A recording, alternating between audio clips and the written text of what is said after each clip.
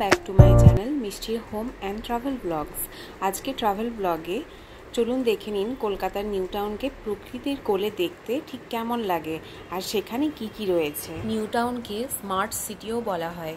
এই স্মার্ট স্ট্রিটের উপরে দাঁড়িয়ে ওই যে দূরে দেখতে পাওয়া যাচ্ছে বিশ্ব বাংলা গেট, এর ভিডিওটা আমি আপনাদের সাথে শেয়ার করে নিলাম। নিউ টাউনকে স্মার্ট সিটি বলার বহু কারণ রয়েছে, কারণ এর মধ্যে এখানে অনেক স্মার্ট ফেসিলিটিস আছে, যেমন parking sensor, wifi 3, waste bin, water ATM, zero waste shop, smart street signage, আরও অনেক কিছু আছে। এই নিউ টাউনকে আধুনিক প্রযুক্তির দ্বারা প্রকৃতির কোলে সুন্দর করে সাজিয়ে একটা স্মার্ট সিটি বানানোর চেষ্টা হয়েছে। এরপরে এসে গেছি কমিউনিটি জোনে, যেটা একটা ফ্লাইওভারের নিচে আছে, আর এখানটা খুব সুন্দর করে কালারফুল পেন্টিং করা আছে। তবে রাতের আলোতে এই কমিউনিটি জোনকে আরও অনেক বেশি সুন্দর লাগে দেখতে।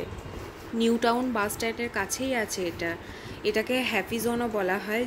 সন্ধ্যাবেলায় এখানে প্রচুর ফুড স্টল বসে, যেখানে মানুষ তার পরিবার নিয়ে, বন্ধুবান্ধব নিয়ে, বাচ্চা কাচ্চা নিয়ে সময় কাটাতে পারে, অবাধ সময় কাটাতে পারে একদম খোলামেলা বাতাসের মধ্যে। আসলে নিউ টাউনকে হ্যাপি, গ্রিন আর স্মার্ট সিটি বানানোর প্রচুর চেষ্টা চলছে।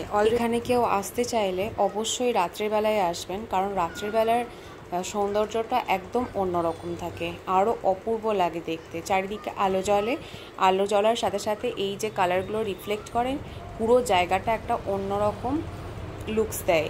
এবার এখান থেকেই পায়ে হেঁটে চলে যাব হ্যাপি স্ট্রিটে।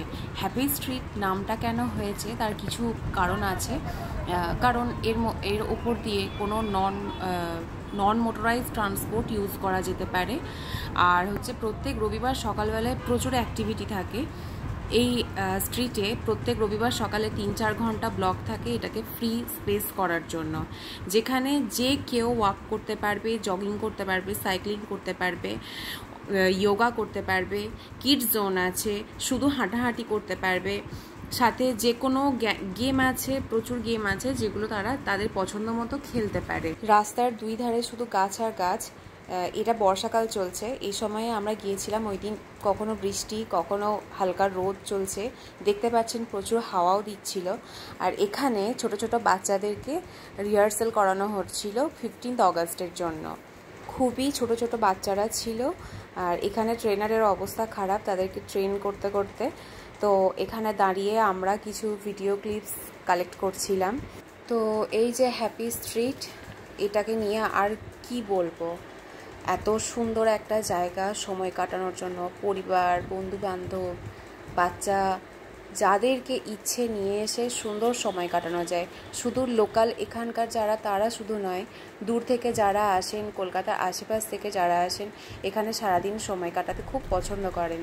হ্যাপি স্ট্রিট থেকে বেরিয়ে সোজা রওনা দিলাম ইকো পার্ক লেকের দিকে। ইকো পার্ক লেকটাও কত সুন্দর, সেই ভিডিও আপনাদের সাথে শেয়ার করে নেব। পুরো নিউ টাউন এত সুন্দর করে বানানো হয়েছে, সত্যি যত ঘুরি তত যেন শেষ হয় না।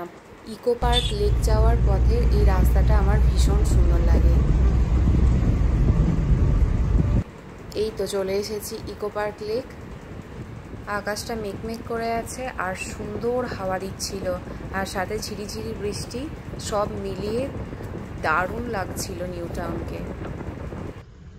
এটা পার্কিং এরিয়া, এখানে গাড়ি পার্ক করার জন্য 50 টাকা নেয়।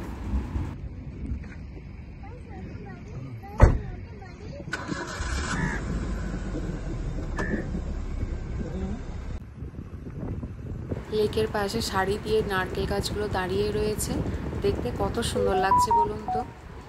চলুন এবারে একটু লেক সাইডে হাঁটতে হাঁটতে যাই, দেখি কেমন সাজিয়েছে। এই যে সুন্দর সুন্দর ছোট্ট ছোট্ট ঝোপালো গাছ, আর নিচে বসার জায়গা।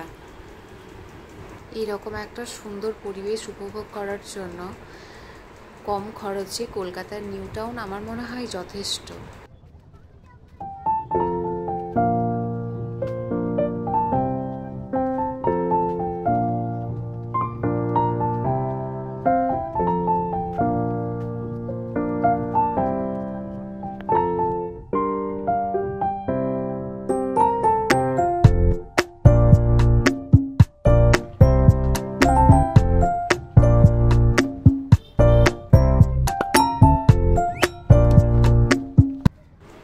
লেক সাইডে অনেকক্ষণ খুব সুন্দর সময় কাটানোর পরে অপেক্ষা করছিলাম কখন সন্ধে হবে আর নিউ টাউন আইফেল টাওয়ারকে দেখব। এই যে এটা দেখার অপেক্ষায় অনেকক্ষণ বসেছিলাম যে রাতের আলোতে এই আইফেল টাওয়ারকে দেখতে কেমন লাগে। লেক সাইড থেকে এই আইফেল টাওয়ার অনেক কাছে। এখানেও গাড়ি পার্কিং চার্জ নিচ্ছে 50 টাকা। আইফেল টাওয়ারে ওঠার জন্য এবার টিকিট কাটতে যাব। ওর ভেতরে লিফট আছে, লিফটে ওপরে ওঠা যায় আর 5 মিনিট থাকতে দেয় ওখান থেকে পুরো নিউ টাউনটা দেখার জন্য। তো চলুন যাই, টিকিট কেটে নিই, না হলে বেশি লেট হলে আবার সব বন্ধ করে দেয়, টিকিট কাউন্টার বন্ধ হয়ে যায়। খুব রাত্রি অবধি এটা খোলা থাকে না, খুব সম্ভবত 6:30 পর্যন্ত মনে হয় খোলা থাকে টিকিট কাউন্টার আইফেল টাওয়ারে ওঠার জন্য। এই তো উঠে গেছি নিউ টাউনের আইফেল টাওয়ারের ওপরে। আর আইফেল টাওয়ার থেকে রাত্রে নিউ টাউনকে দেখতে এত সুন্দর লাগে।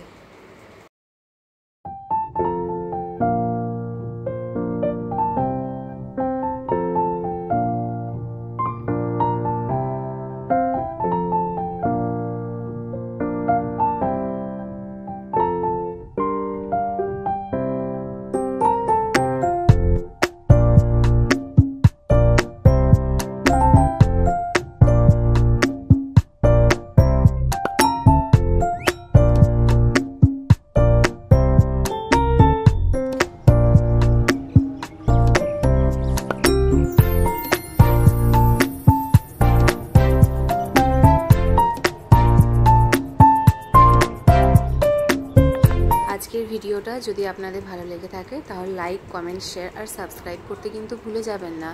এবার বাড়ি ফেরত যাওয়ার পালা, তার আগে এই দোকান থেকে মিষ্টি গুলকান পান মুখে পুরে নিয়ে রওনা দিয়েছিলাম সোজা বাড়ির উদ্দেশ্যে। আমার এই ভিডিওটি দেখার জন্য আপনাদের সকলকে অনেক ধন্যবাদ জানিয়ে ভিডিওটা এখানেই শেষ করলাম।